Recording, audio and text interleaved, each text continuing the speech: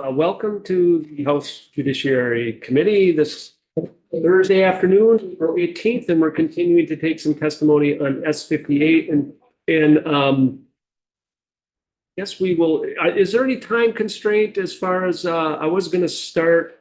Let me find my notes. I was going to start with the sheriff, Sheriff Harlow. Of course, I've lost my. Sorry, all right. There it is.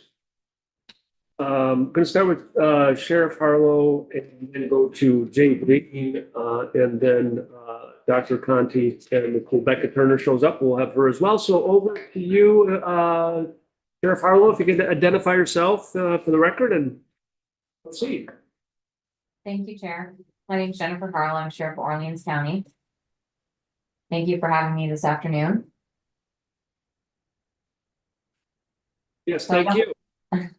I don't think this is probably going to take too long. The reason the sheriffs were involved in the first place with this bill is that there was a topic on the evictions, and to my knowledge, that's been removed. I know that you've heard testimony from the state's attorneys and PSP Lieutenant Daniel. Forgetting his name, Daniels, and so I think we would just be repeating ourselves and that kind of thing. And I certainly don't want to waste committee's time. So if you have any questions, I'm certainly happy to try to answer them. But So I guess a question, if you weigh in on if there's any consideration or concern, or if you're supportive of the flash citation, which is where they ended up with respect to evictions in the bill. oh, I'm sorry, sir. I'm sorry, did you not catch my question? Sorry. About the flash evictions. Yeah, the being able to flash cite somebody if for good cause shown, person is dispensing or selling a regulated drug in a dwelling where the person's not a legal tenant. I haven't discussed that with my fellow sheriffs. I apologize for not being prepared for that. Sheriff Dan Gamlin with the Chittenden County, he serves these evictions all the time and has been doing so for over 40 years. So I can certainly reach out to him, and if you wanted to hear more testimony on that, I believe. Yeah, I'm sorry. So I didn't want to answer on the solicitation for that, sir. I'm sorry, Chair. No, that's fine. That's fine. Did we have other questions that weren't answered by Lieutenant Daniels that we would like Sheriff Harlow to weigh in on? As far as how much, whether this bill with respect to the I mean, the one area that I would, if you do want to give input on, is the change in the definition of knowingly and how that might impact whether you're able to either establish probable cause to arrest somebody or would be able to buttress an affidavit for charging. The concept of not that knowingly changing to consciously ignoring a substantial risk that one or more of the preparations, compounds, mixtures, etc., contain the regulated drug. Have you run into any issues where the knowingly standard has made it difficult to cite somebody or arrest somebody? I can't think of anything where my department has specifically dealt with that, but overall, I can see where that would be difficult. So. Anybody else have a question for the sheriff? I don't see any other questions. So, but it sounds like you mainly were dealing with part of the bill that's not even in here anymore. So. And if it does come back in, sir, and anything, we will certainly be happy to come back and weigh in. Yeah, I don't anticipate that it will. I don't anticipate that it will. So thank you very much for being here. Thank you all very much. I hope you have a great rest of your week. Thank you. Thank you. Bye-bye. All right, we'll turn to Jay and their cat, I think. Nice cat. That's a nice cat. Yeah, what's the cat's name? Morris. Good afternoon. For the record, my cat is named Honey, and yes, she is in my profile photo for my Zoom account for the state of Vermont. She is happily seated in her windowsill bed and will not be joining me, unfortunately. But good afternoon, members of the House Judiciary Committee. For the record, my name is Jay Green. I use they, them pronouns, and I'm the policy and research analyst for the Office of Racial Equity, located within the Agency of Administration, as you all know. Thank you for having me today. I have submitted a written letter of testimony with research, resources, citations, et cetera, that the committee is welcome to review. I just sent that at like 1 o'clock or just before 1 o'clock. So completely understandable if the committee hasn't had a chance to review it yet. So I'm going to basically go over the contents of that letter of testimony, and you'll have it for future reference. Broadly speaking, our office is not in favor of this bill. And I wanted to note that it is now called an act relating to public safety, and it was previously called in earlier drafts an act relating to increasing the penalties for subsequent offenses for trafficking and dispensing or sale of a regulated drug with deaths resulting, which I believe is a much more accurate summary of the bill's contents, because I think, as I'll lay out with some supporting evidence in the next few minutes here, the bill contains a number of provisions that are not likely to support public safety in a broader sense of reduced deaths from opioid overdoses, and it contains a number of provisions that are likely to exacerbate racial disparities in the criminal legal system. So in that sense, I would call both of those outcomes as potential negative impacts on public safety as a whole. So our office generally focuses on systemic solutions for systemic problems, and this bill generally contemplates a very individualized solution in terms of increasing incarceration or increased prison sentences to a systemic problem, which is opioid addiction and overdose. Our office is in support of evidence-driven approaches to reducing opioid overdose, which overwhelmingly support strategies based on harm reduction and rather than increasing punitive criminal justice system measures. I'm going to skip ahead a little bit in the letter here. So with regards to the potential racial disparities involved in increasing the penalties for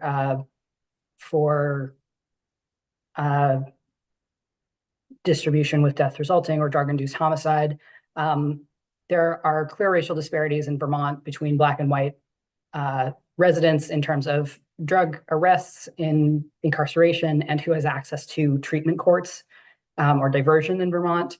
From the 2022 Justice Reinvestment in Vermont Executive Summary, disparities are present in cases coming to Vermont criminal courts annually. Black people are over 14 times more likely to be a defendant in a felony drug case and over 7 more times to be more likely to be a defendant in a case involving crimes against persons relative to white people. In some, Black people are defendants in criminal cases at rates that exceed those faced by white people. And I'll note that Black people in Vermont also face disproportionate victimization as a result of violent crimes. So we've got sort of that's from a Crime Research Group report published in 2022. So we've got a system that doesn't help Black victims of crime and does increasingly disproportionately punish Black people, despite there being plenty of evidence that Black and white people use drugs at similar rates. So, there are plenty of studies in the literature that have shown that racial bias contributes to disproportionate sentencing and incarceration of Black and Latino defendants in drug cases. And these disparities, again, occur despite the fact that Black, white, and non-Hispanic adults in the US generally use illicit substances at similar rates. So if the legislature proceeds to pass S58 as it's currently drafted, there's a strong likelihood that defendants of color will be disproportionately prosecuted and sentenced to lengthy incarceration for drug-induced homicide compared to white defendants in Vermont. So our office is asking the committee to consider other solutions to opioid overdose and other harms of opioid addiction that do not rely on individual imprisonment and the collateral consequences of involvement in the carceral system. This is, again, I'll reference the Pew Charitable Trust research report, more imprisonment does not reduce state drug problems. If the committee doesn't mind me sharing my screen for a moment, I can show you this figure again. Yeah, we're gonna make you host. Absolutely, thank you. So I have a question about what you've already gone over, and maybe this information will also help with that, is that are those disparities the same on possessing regulated drug as opposed to selling, dispensing, trafficking? Because mushing those all together, I'm more curious to understand where the disparities are in selling or trafficking and possession separately. And because one of the things it's true, and I've seen studies as well that talk about how the use of regulated drugs is at the same rate for white, black, brown, etc. But I haven't seen studies with respect to trafficking or sales, and maybe there is, and I just haven't seen that. I am looking at, so I don't have that very specific data disaggregated by offense. I'm looking at let me see if I can share my screen here. There we go. Okay, so I'm looking at a Vermont Digger article. I've cited the Justice Reinvestment report, but these are the figures that your screen. Oh, I'm sorry, I'm not sharing yet. Yeah, there we go. Now I got it. So, thank you. So these are the data that I'm citing from the Council of State Governments Justice Center Justice Reinvestment Initiative, and these results do not substantively change when the analysis is restricted to Vermont residents only and accounts for criminal history. So I am unsure of what is meant by the felony property and, I'm sorry, what is meant by felony drug offenses, whether I assume from just saying felony drug, it means any drug-related offense that rises to the level of a felony, but I would have to look into the CSG Justice Center data a little further to give that specific answer. But this, not this article, but the CSG Justice Center is cited in the letter of testimony that I provided. So, is that Vermont, Jay? Yes, this is Vermont data. This is CSG Justice Center analysis of Vermont judiciary disposition data. Can you blow it up just a hair more so we can't really see the fine print? Promise a lot of its use. We want, you're asking, right, for distribution. Okay, let's see. So, yeah, this is the committee is welcome to review the justice reinvestment data. There's yeah, the thing that I was going to share was this from the letter of testimony that I provided, that an aggressive approach to drug crime yields no overall drug misuse benefit. So if the goal of, I'm not sure that the goal of this legislation is to reduce opioid overdoses, but, or reduce, but generally speaking, legal epidemiology or studies of laws and the impact that they have on public health has found that an aggressive approach, so figure 3 is showing an aggressive approach to drug crime yields no drug misuse benefit. So when you compare states like Tennessee that have a very high rank for drug imprisonment, they do not fare any better than states with low ranks for drug imprisonment in terms of actual measured drug use. So it's concerning. I think that overall, what I'm observing with this bill is that there's an element of it feels good to enact retribution in the form of increased incarceration. And it feels like that is somehow justice, but it is not actually preventing opioid overdoses, and it won't bring back anyone who's died from an overdose. So, if I can, let me stop my sharing. So if I can so I can continue my testimony here. So I wanted to speak to the counterproductive effects of distribution with death resulting laws or drug-induced homicide laws.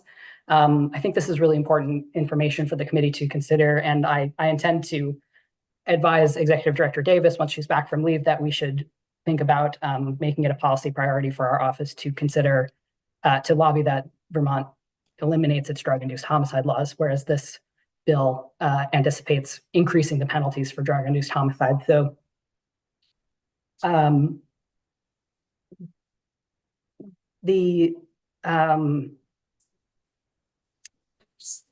there's a great article that I've cited in the letter of testimony I've provided that discusses how generally criminalizing drug use through drug-induced homicide laws contributes to racial disparities, as I've mentioned, and also discourages people from calling for help in the case of opioid overdose. That is because the drug-induced homicide laws generally rely on a very binary concept of who deals opioids and who uses opioids, when in fact there is, I can speak to this from personal experience working in syringe services programs, and also there are studies of other jurisdictions that back up my anecdotal evidence that I'll have a really vivid memory that I'll share with the committee, but basically I was working at the Minneapolis Syringe Exchange Project, at the Minneapolis AIDS Project back in 2014, and I was working on training people to use naloxone or Narcan to reverse opioid overdoses, and sat with a family who was in our syringe services program a week after they had just had multiple family members pass away from the same bad batch of opioids.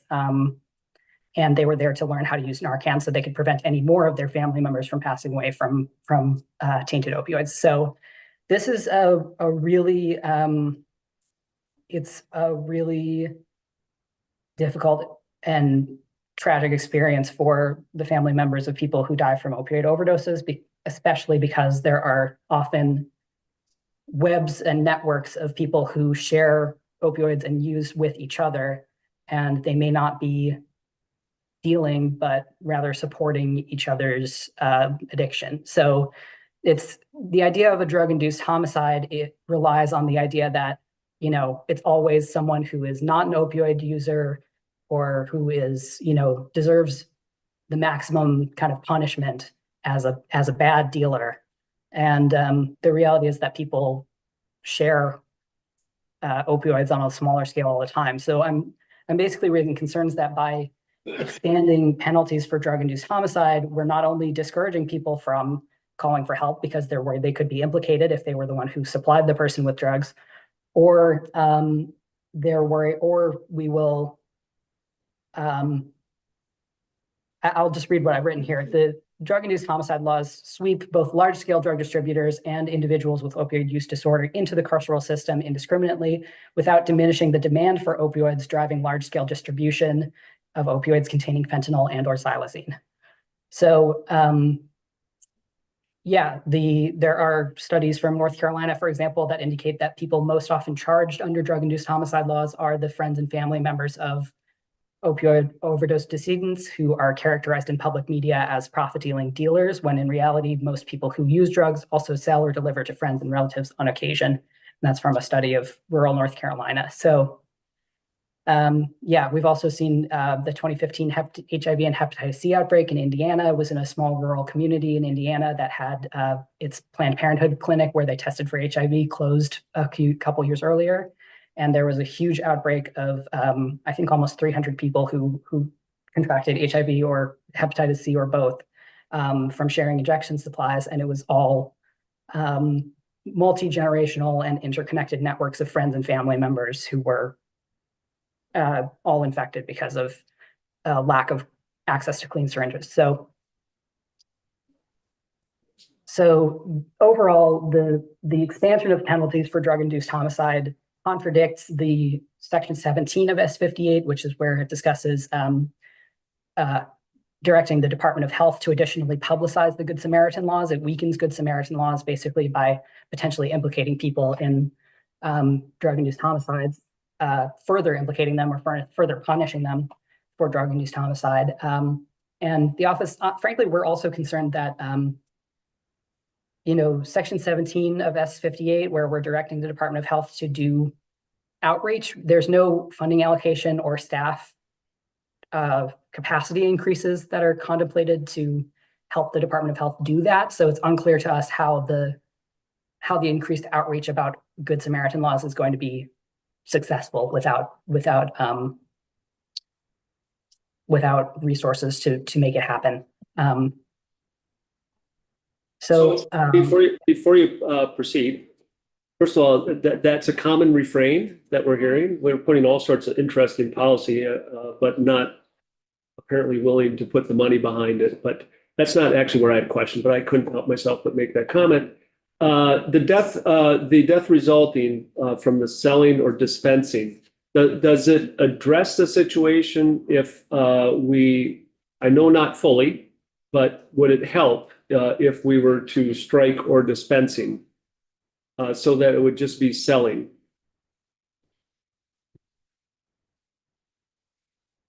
I'm unsure of how much that would be helpful because I'm unsure of the legal threshold for prosecuting someone for selling. Like, for example, would someone be prosecuted for selling if they sold a very small amount to their family member or friend one time? Would they be prosecuted? Or, it's unclear to me what the legal threshold for selling is, especially when you're talking about drug-induced homicide, though. I would be concerned that if there was any kind of monetary transaction involved when the person was providing drugs to the person who overdosed, that even if it was a one-time thing or if it was a small amount, that they could still be implicated as selling. I think there would probably need to be additional provisions addressing the amount that was sold, or some kind of limits on or some kind of framework just guiding what selling means, because otherwise we could easily see it again, as we've seen in research from other jurisdictions, implicating mostly people closely connected to the person who's died from an overdose. You're going to I apologize. I'm just looking on my screen here to find, I've been reading off of my testimony letter, and I just want to find the actual bill language so that I'm looking at the language that we're talking about. And we have another question here for you. Go ahead and finish, Jay. I'll wait till you finish your thought there. Draft 2.1, we're looking for as passed by the Senate. Okay, here we go. Found it. Okay. But I think the other point that I would make is that, again, just removing one person from the overall landscape of networks of people providing substances or selling, importing drugs and such doesn't remove the demand. So just removing one of the sellers doesn't remove the demand for those opioids, because it is a very addictive product. So in terms of supply and demand, you're not decreasing the demand by incarcerating an individual person for drug-induced homicide. You have a question, Tom? Yeah, Jay, earlier you were talking about you went to I guess somebody's house or whatever, and there was several family members that you said had overdosed and passed. And I think that's what you said. Correct me if need be. And then I'm sorry, go ahead. I was working at the Minneapolis AIDS Project Syringe Services Program, and the folks who I was talking to and who had family members pass came to us to get clean injection supplies and get access to naloxone for reversing future opioid overdoses, so they could prevent other family members from passing away from opioid overdose. Oh, that wasn't here. No, that was I was working in I was in downtown Minneapolis. Okay, yeah, my next question wouldn't even apply then. Thank you. Gotcha. Mm-hmm.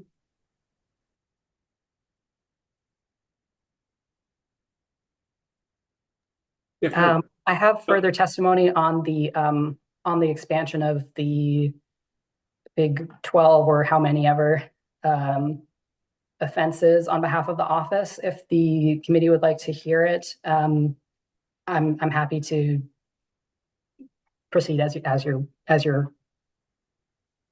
like.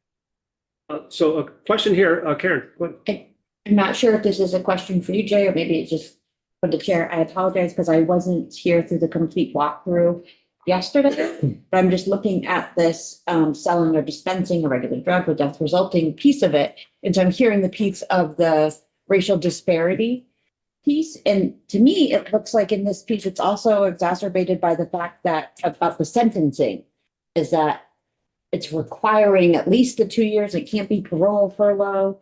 Is that something that I feel like we haven't seen that in other things? Or it has to be that, or is that common for death resulting sentences? And I'm just not as familiar with it, but I feel like that's new language that also seems, again, if Black and brown Vermonters have the potential to be charged for this more, then they're also being forced in the sentence structure. So I don't know, Jay, if you could speak to our chair, if you have context. I can tell you that this language, I'm pretty sure, is used elsewhere. That doesn't mean that we like it or should belong here, but I have seen something similar. I'm not the only member off the top of my head. And Jay, if you could, I'm assuming it would. Go ahead, sorry. I think that Representative Dolan, you're correct in anticipating that this is likely going to be responsible for increased incarceration of Black and brown people and by enforcing kind of a mandatory minimum sentencing scheduling. That's very corresponds with other data around mandatory minimums that is discussed, for example, in the new Jim Crow by Michelle Alexander. I'm sure the committee has heard me talk about that book before, but it's a really excellent overview of the different ways the war on drugs has led to increased disproportionate incarceration of Black and brown people in the U.S. So I would agree with you, Representative Dolan. Thank you for that. Did you have more that you wanted to go over, or relying on the written testimony for the rest, Jay? Up to you. Sure. So I would like to spend a moment discussing the. So at the end of this letter, sorry, let me reset my brain for a second here. So at the end of the letter of testimony that I've submitted on behalf of the office, I've written in a number of arguments here, just referencing some studies that were provided to me by the Office of Defender General. For example, just questioning why we've seen this bill, and I was watching testimony from yesterday afternoon and heard that this was sort of a repeat of S4 of last year, which our office also objected to. But you know, we're concerned here about what problem the expansion of the ability to begin prosecution of youth in the criminal division rather than family division is attempting to solve. As I was listening to testimony from yesterday afternoon, I heard the discussion between state's attorneys and sheriffs, Representative Tim Leaders-Duman and the committee, and it doesn't seem like this. I think some important context for the committee is to know that there have been several studies showing that juveniles who are prosecuted in an adolescent or juvenile court system with access to appropriate family supports have better long-term outcomes in terms of reduced recidivism and less chance of enacting future violence once released if they are prosecuted in juvenile courts. So I'm worried that if we are using prosecution in adult court as a short-term measure for protection, we're not only creating worse outcomes in the long term, but also putting youth and adolescents through a system that is it's not beneficial overall in the long term. They're going to be less likely to recidivate if they go through adolescent legal systems. So it really, to me, seems inappropriate to try to solve a systemic problem with lack of capacity at DCF by enabling further prosecution in adult court. That just seems concerning.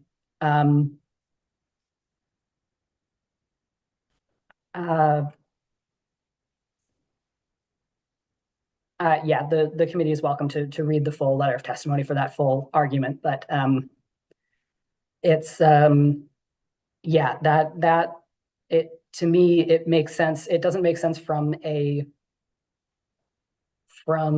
the brain science perspective of it's not going to help deter youth from committing these crimes if we prosecute them in adult versus juvenile court systems, and it's likely to lead to worse outcomes in the long term in terms of recidivism. So it just seems like a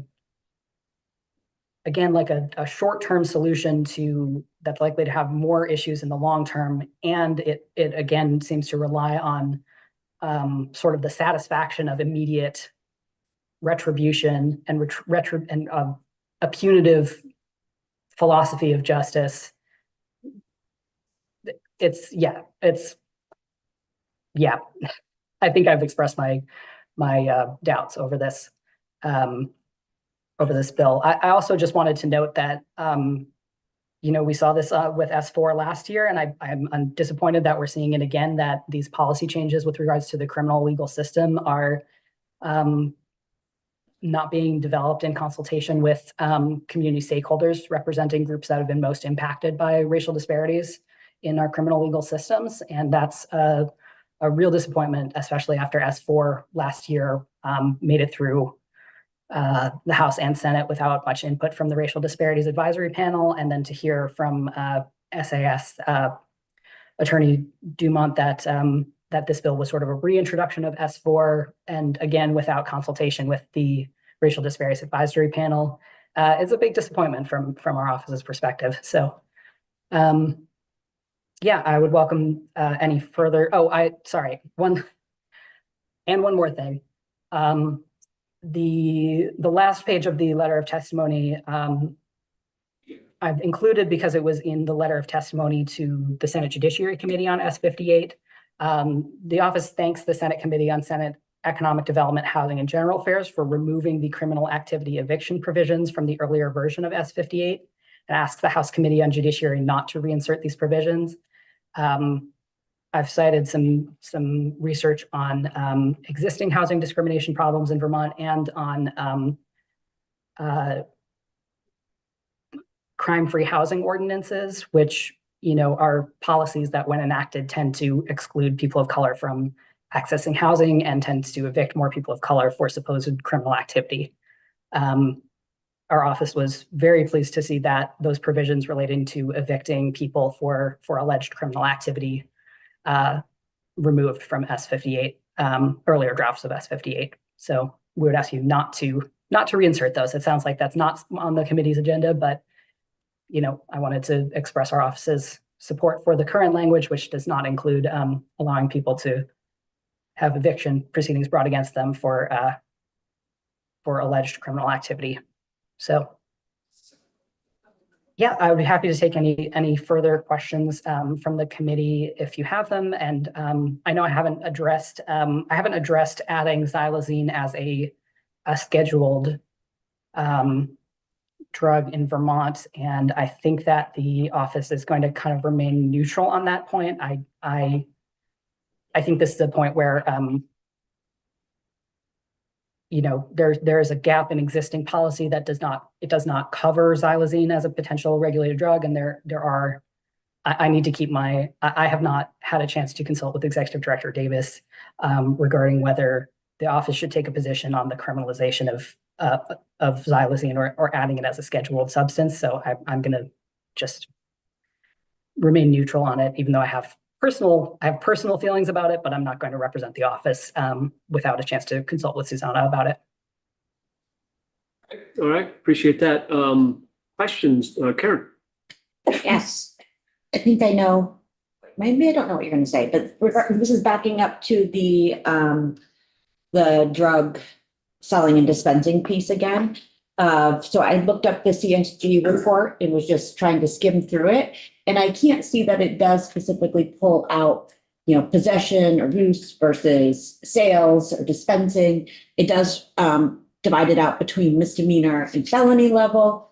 But I guess from my perspective, I wouldn't see it as a stretch to say, so if this report is saying it exists already in those crimes, even if it's not specific, that it would exist in other crimes related to drugs. Like, do you feel like that's a stretch in your perspective? You're looking at it. Obviously, it'd be great if we had specific data, but I feel like we're seeing it exists already in these other related crimes of racial disparity. So I'm not tempted to think, oh, I bet it's an exception for this type of crime now.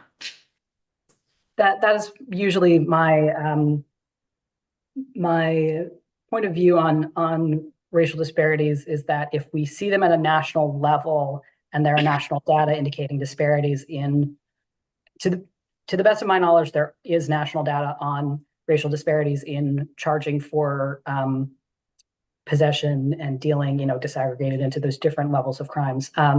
So our office's kind of general policy is to rely on national data if there are no Vermont specific data available, and to not assume that Vermont is an exception, because usually Vermont is not an exception to national trends. We don't exist in a vacuum. We're still under the same federal policies as the rest of the nation. So yeah, I would agree with you, Representative Dolan.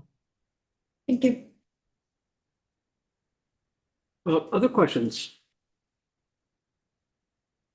I don't see any right now. Thank you very much, Jay. And if we have any questions, once we dig into the helpful information that we have posted from you, well, we'll certainly get back to you. So, and just so you know, we have this as a vote tomorrow, but that's not happening. It will be well into next week at the earliest, I would think. So, but really appreciate your testimony as always.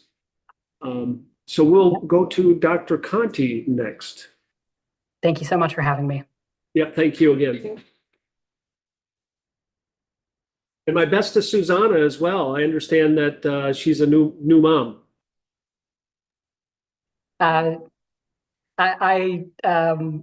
You said it, not me. She wants to stay private, but I'm sorry. Jesus.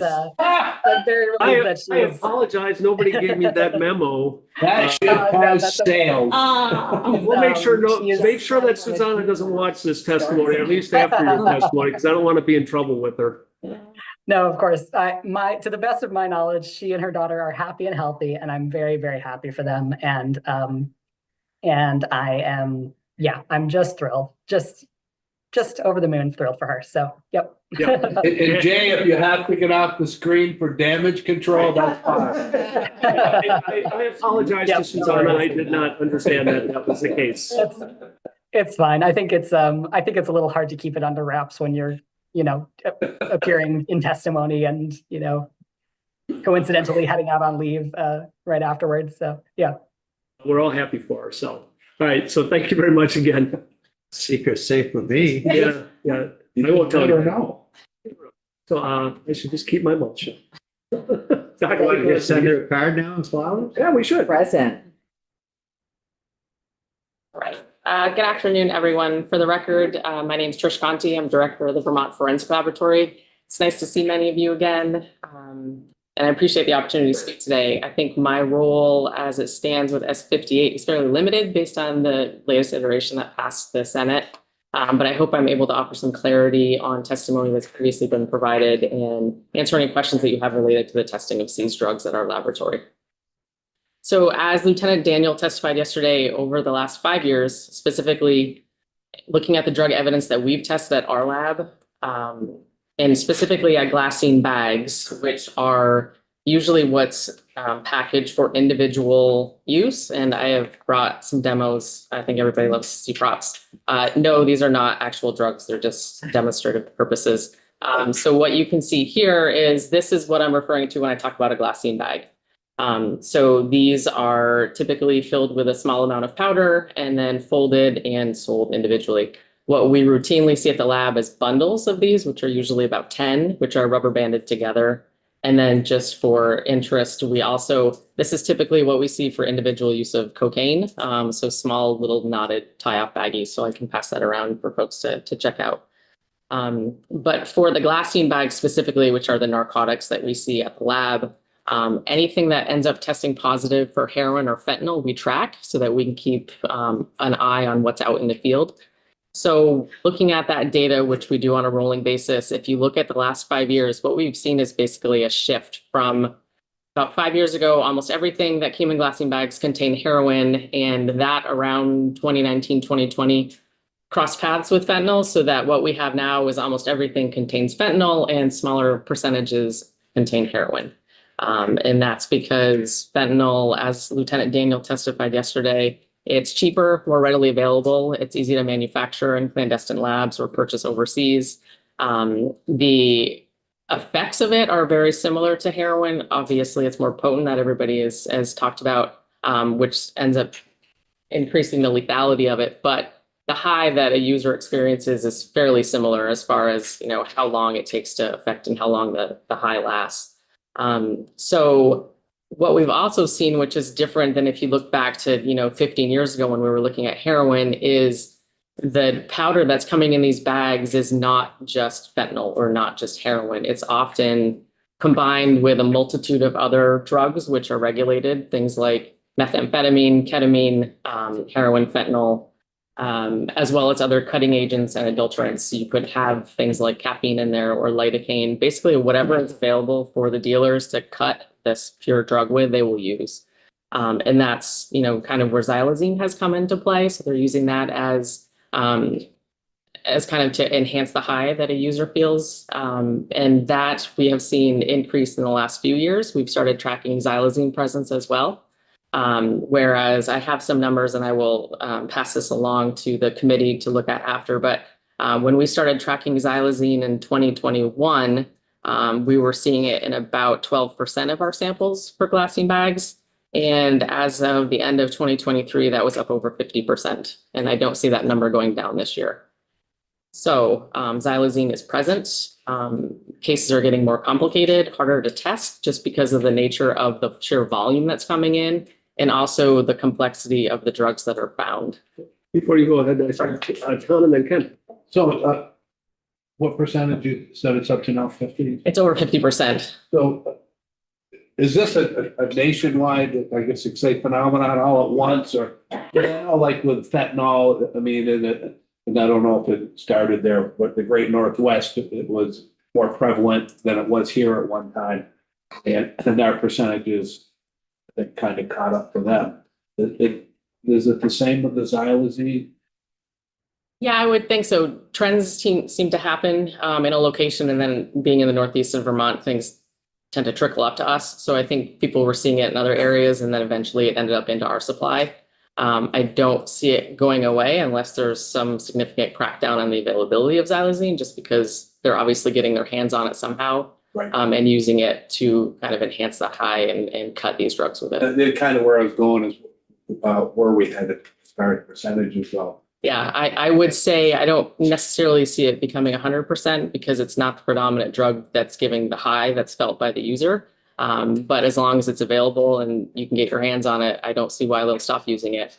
We have cutting agents like lidocaine and caffeine, which have been in the drug supply for decades and decades, and those are still used. You mentioned ketamine, that's being used to cut. It's not being necessarily used to cut, but we do find it in some of our samples. And part of this may be, you can imagine that wherever these drugs are being cut and packaged for resale, they're probably not the best cleanly conditions you could imagine. So if a dealer is selling a multitude of things and they're using scales or tabletops or whatever to package it, you might have a little bit of leftover something that makes it into these glassine bags. Because some states ketamine is legal, right? Well, ketamine is a medicinal drug, so it's whether or not the state Is it legal here? it's legal for medicinal use, but it's on the regulated drug rule as illegal for police purposes. Yeah. Yeah, Okay, great, thank you. sure. You mentioned the word cutting with all these different, for lack of better words, ingredients. Why do they do that? What does that mean? So if you can imagine, the person is purchasing a bulk amount of fentanyl or heroin, wherever they're obtaining it from, whether it be overseas or whatnot. So you have a large quantity of pure, essentially, drug. So that's not what you want to sell, because if you sell that and it's close to 100%, you're going to kill everybody that you're selling it to.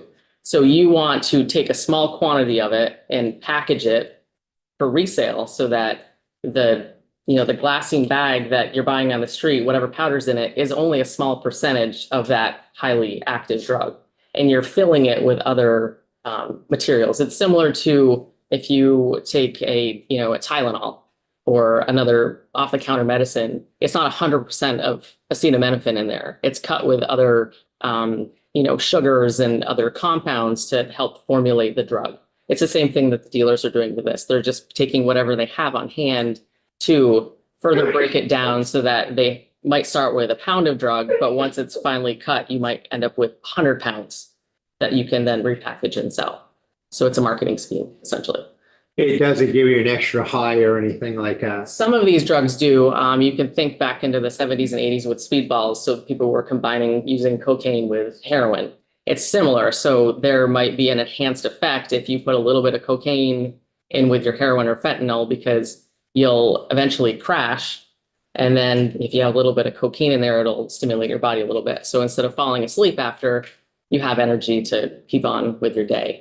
So they've become very good at mixing these drug cocktails to give a very beneficial effect. And that's why there's so many street names for things. So there might be a batch of something that was mixed that, it gives a really good high. So you might have a user out on the street asking for this slang name that goes with that particular batch.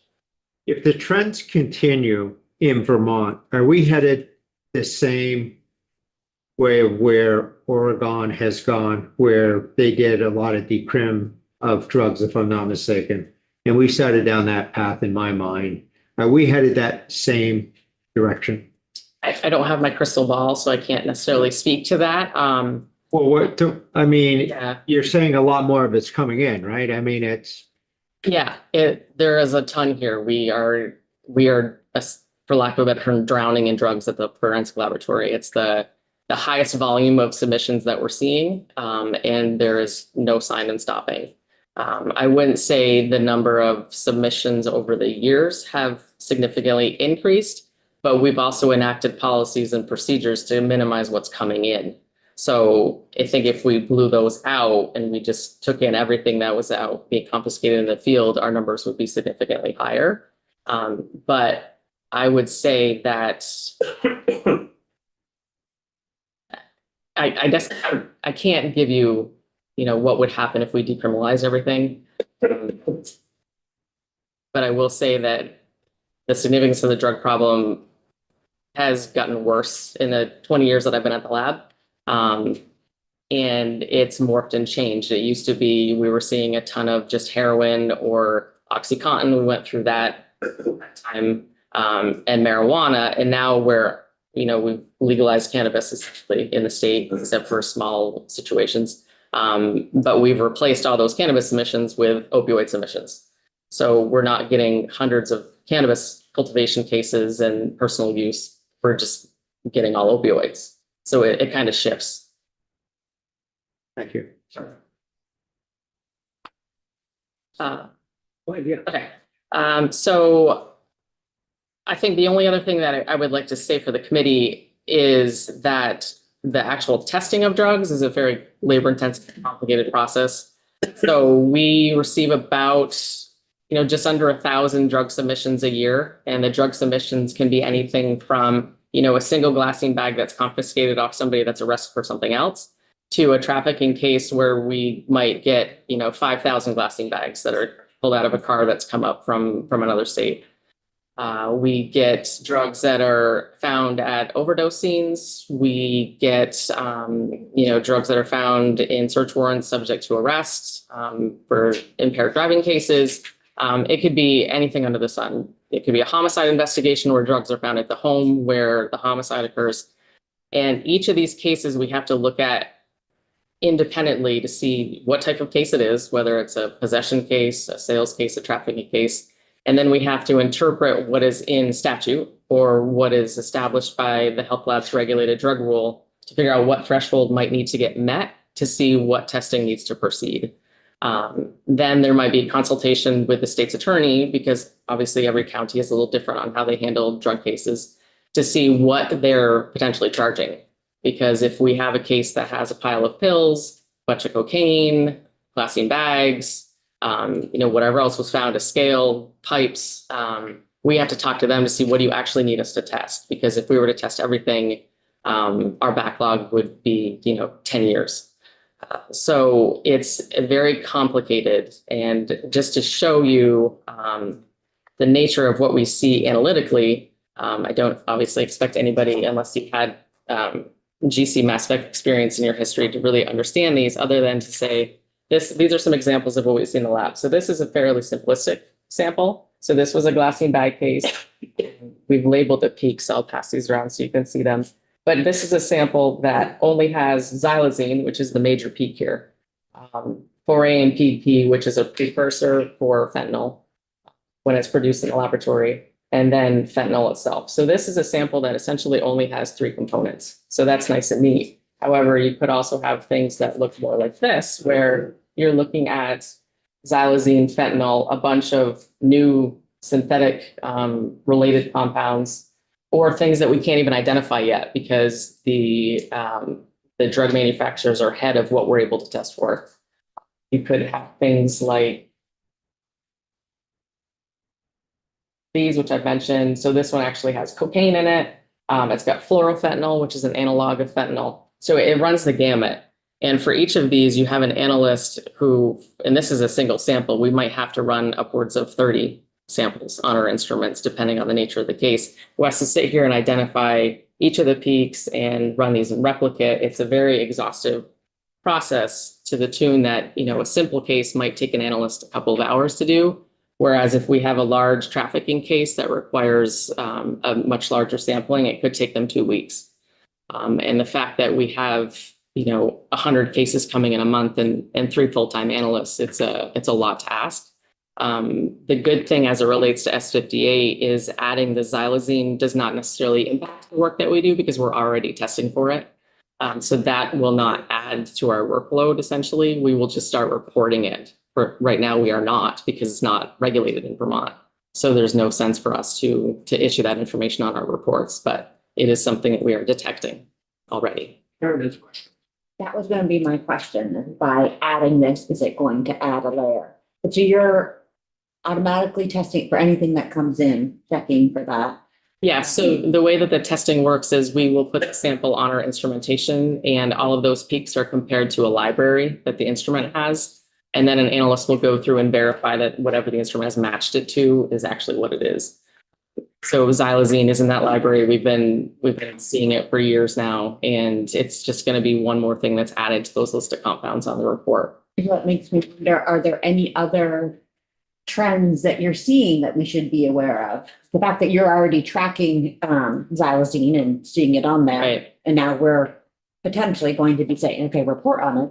Is there something on there that you're like, we've been tracking this for 5 years? And not to the extent that xylazine has. There's definitely, and you'll see on a couple of those if you look really closely, there's some drugs like bromazolam and protinazine, which They are drugs that are being seen more often around the country, but fortunately, some of those fall into categories which are already covered by the statute. And if not, they have been added either at the federal level, so you could charge that way, or we will report them as, it's a federally controlled substance, not at the state level. And that's just a matter of, either having the health lab update the regulated drug rule, so it will include those compounds, or using the catch-all in statute, which covers any stimulants or narcotics, which a lot of those drugs fall into. It's just xylazine didn't fall into one of those buckets because it's not approved for human use. So There aren't any other random things like that that yeah, are. not to the extent of xylazine. Okay. So something new is coming in, different is coming in all the time, and you're just playing catch up all the time to whatever new thing is out there for them to come up with. Basically, yes. I wouldn't say all the time. It's probably not daily, but I would say weekly.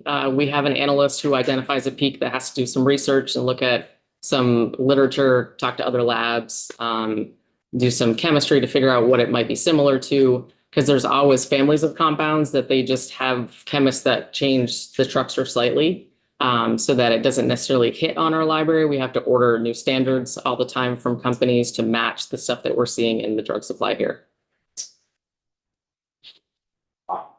Barbara.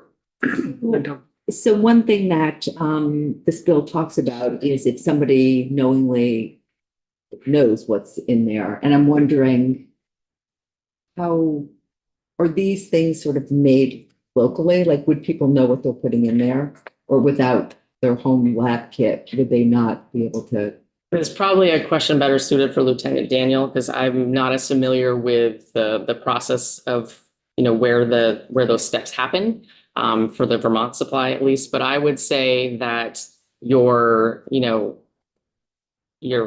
end level street dealer, whoever is giving the individual glassine bags, probably has a general idea of what's in it, as far as whether it's, a narcotic or cocaine or whatnot, but they may not know the extent of what it's been cut with, unless they did it themselves. Because a lot of times somebody will try to further cut it to expand their profit margin, with whatever they have on hand, whether it be aspirin or Tylenol or caffeine. I was going to ask what sort of range of stuff. Yeah, but I would Filler that people are using. Yeah, I would say they know what the main drug is in it, but the full spectrum, probably not. So do you also measure the amount as well as what's in there? No, we only do quantitative or qualitative testing at our laboratory. So we will identify what's present, but not the amount or the purity of everything that's there. The most that you will be able to do is look at those peaks and be like, yeah, there's probably more of this than this in the sample, but we can't tell you whether it's 10% fentanyl or 1% xylazine or anything like that. We're not set up to do that type of testing. I guess, then I'm wondering how it works when you have these drug cocktails, and I'm pretty sure we've asked this question in the past several years, but I'll ask it again, that, we have the level of penalty associated with the amount of the drug. But if you have a drug that has 4 different things in there, how do you determine what amount of what part of the drug there is for charging purposes? Right. So the short answer is you don't, because the statutes have been written that it's any preparation or mixture containing this amount. Right. So it's the total amount of the sample that's present that meets the statute. You don't have to say like how many milligrams. So if there is 40 milligrams of powder in here, you don't need to say how many milligrams of fentanyl are in there, how many milligrams of heroin. You use that 20 milligram weight to meet the statutory thresholds. Okay, so in this one example where it's cocaine and fentanyl, and I don't know how much of Right. each or all that, presumably state's attorney can decide whether, or maybe it's law enforcement, the state's attorney can decide that, well, I'm going to charge fentanyl because it has a higher penalty, or cocaine or something like that. Right, and that's where a lot of the conversations come in with the state's attorneys, because we have some that will only go at the highest potential charge. So if we have, a whole smorgasbord of evidence that was submitted, but there's, 1,000 glassine bags and they have fentanyl, they will charge for that and ignore a lot of the rest of the material that's there.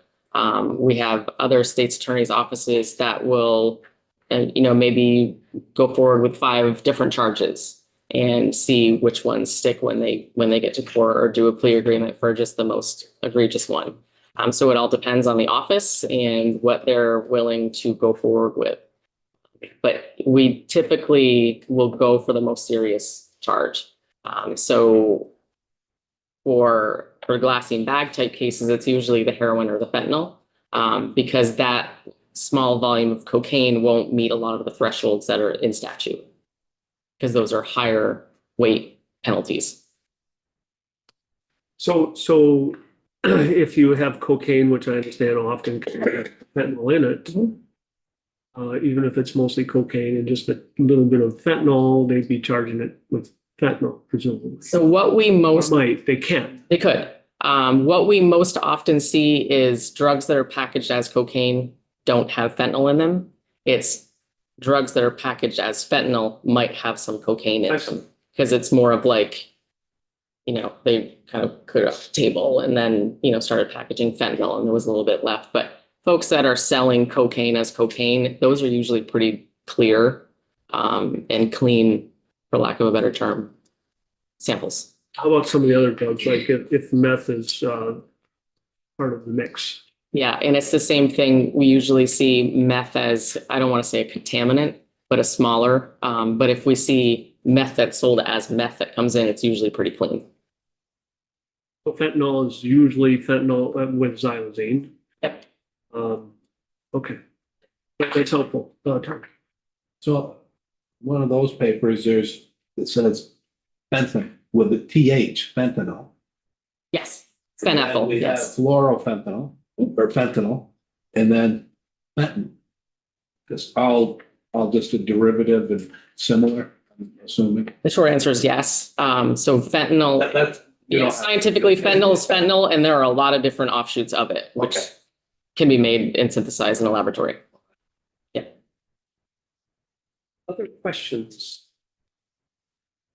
Yes, go ahead. I have a question that I'm not sure if you can answer. Okay. But based on something you just said is what, just tips, like, I don't, well, anyway. You mentioned, I know that your lab does work for the entire state, and that that different states' attorneys can they can choose what to charge. Do you find that there's, in your experience, is there any real, is there a difference regionally, geographically, county by county, in the types of charges that state's attorneys are going for? I would Based on just based on what you report out from the lab. Sure. I would say it's county by county, and I wouldn't say it changes what we report out. It changes what we test initially and what we're required to test. We have, I don't want to say agreements, but we have understandings with certain counties that if X is submitted, then we will do this. But in other counties, we might have to have a different strategy. And it depends. Some of it is dictated by what they've experienced when they've gone to their court, because some judges may have different interpretations of what is sufficient to meet the letter of the law. We definitely have some interesting conversations with state's attorneys about their interpretation of the statutes and what is required. It can be extremely frustrating because we're dealing with, 14 counties and, there are deputies and trying to figure out what comfort level is in X county versus Y county. And I'm not saying anybody's doing it better or worse than the other. It's just they're all different. And it's interesting to me. I kind of thought that might be the answer, but it's curious to me because what you're producing, I know you said it's a qualitative analysis. Mhm. You're not giving specific amounts of different compounds or drugs. But is there, Is there a variation in the report that you produce based on what the state's attorney is looking for? Our reports will look the same. The only difference would be, if a particular county said, we only need you to test, this item up to this threshold. On the report, it's going to have a lot of like item, 1 was not examined, item 2 was not examined, and just have a limited result for what they asked for. Other counties might ask us to test 5 different things. So they're just going to have more results. But the product that we're producing is the same. Our testing strategies don't change. It's just what we test might differ. Any other questions? I don't see any. Thank you so very much. Could you provide those statistics? Absolutely, yes. Yeah. So actually, I'm gonna have to ask you to come back next week. That's just timing wise, because we're gonna have more time on S58. We're not voting it out tomorrow or probably anytime soon. Whereas 195, we need to vote because it needs to go to 2 other committees. So I apologize that it just, I don't want to cut you off at 3:30 when we're doing that. No, So, thank you. Yeah. So just if you let Kayla know what days work best for you, because we'll accommodate your schedule. Yeah, so we will take a break. Back in 10 minutes means that we'll be back at 3:30 when we have Tim, Umont, and Betty here to try to get the near final version